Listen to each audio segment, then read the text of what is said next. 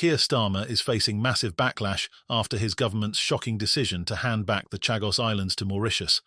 And now, former Prime Minister Boris Johnson has weighed in, calling Starmer's move total nonsense in an explosive interview that's sending shockwaves through the political world. Before we dive into Johnson's scathing remarks, make sure to subscribe to stay updated on the latest political news that's shaking up the UK. Johnson, never one to hold back, told GB News that Labour is only making the decision to look like the good guys by surrendering British territories in what he described as an attempt to rid themselves of the last relics of the British Empire. But according to Johnson, this move could be a disaster. Now let's check out the clip where Boris Johnson shares his thoughts on Starmer's decision. The Chagos Islands being given back to Mauritius. Your reaction? Crazy. I mean, I urge viewers of GB News to get out your maps, get out your atlases, check out the Chagos Islands, see where they are, and see where Mauritius is. A long way away. Yes. What is this claim? It's nonsense. It's total nonsense. Why are we doing this? Sheer political correctness, desire to look like the good guys, a desire to look as though we're unbundling the last relics of our empire. It's nonsense. It's a bad idea in hard geopolitical terms. For those unfamiliar with the Chagos Islands situation, this strategic British overseas territory is home to the Diego Garcia military base, one of the most important outposts for the Anglo-American alliance.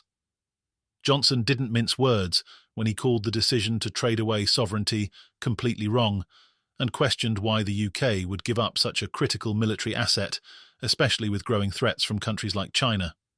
But that's not all.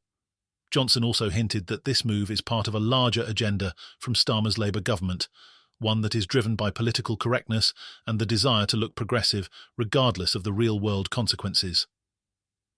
Johnson urged viewers to get out their maps and see just how far the Chagos Islands are from Mauritius, reinforcing his view that Labour is sacrificing strategic assets for optics.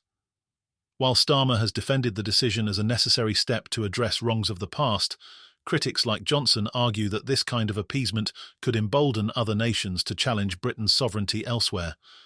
Argentina is already stirring the pot, renewing its claims over the Falkland Islands following the Chagos decision. The outrage over Starmer's decision to return the Chagos Islands to Mauritius has led to a new wave of concern among Britons.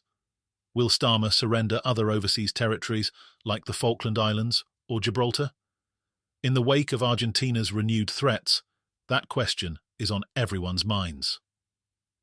Downing Street has been quick to deny any plans to relinquish control of other British overseas territories, but the public isn't convinced.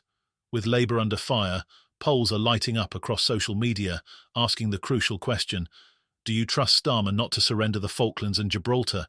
Have your say in the comments below.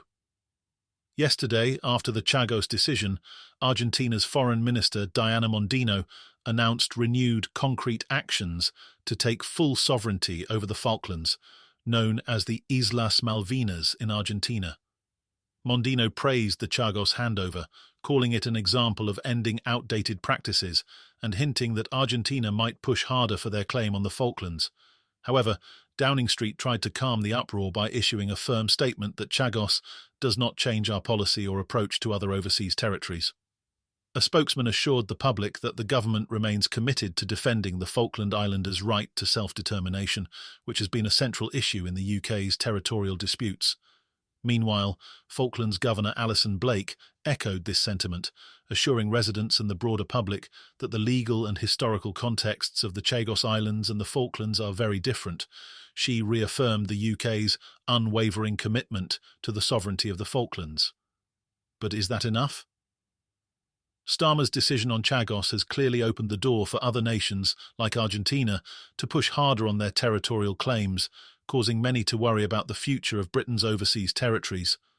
While the government continues to insist that it won't jeopardise the sovereignty of places like the Falklands or Gibraltar, the public remains uneasy. While Starmer faces growing criticism over his foreign policy decisions, there's a growing question in the air. Who's dodgier, Boris Johnson or Keir Starmer? And is the media trying to paint Starmer as the good guy while villainising Boris? Patrick Christys of GB News delved into this comparison, reminding viewers of the controversies surrounding both men. Johnson, of course, was forced to resign after Partygate and breaches of COVID-19 lockdown rules, but Christie suggests the media has given Starmer a free pass on his own scandals.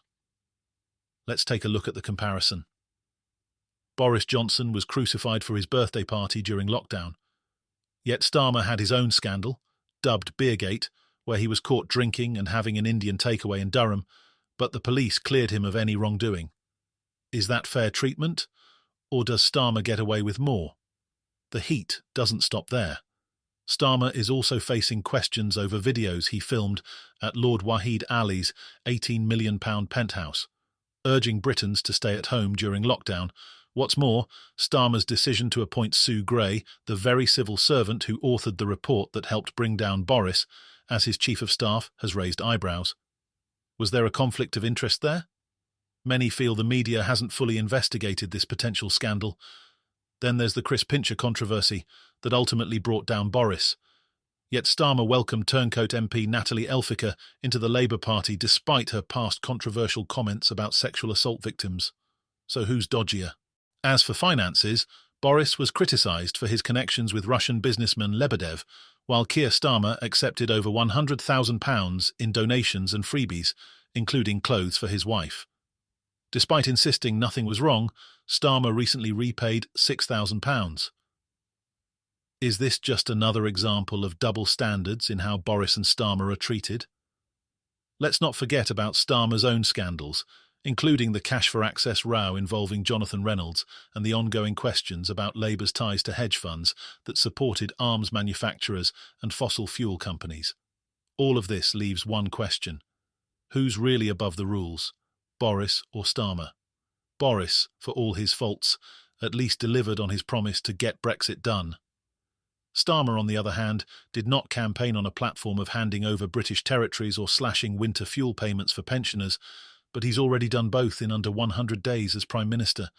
If you weren't conditioned by the media to see Boris as the bad guy and Starmer as the good guy, who would you say is dodgier?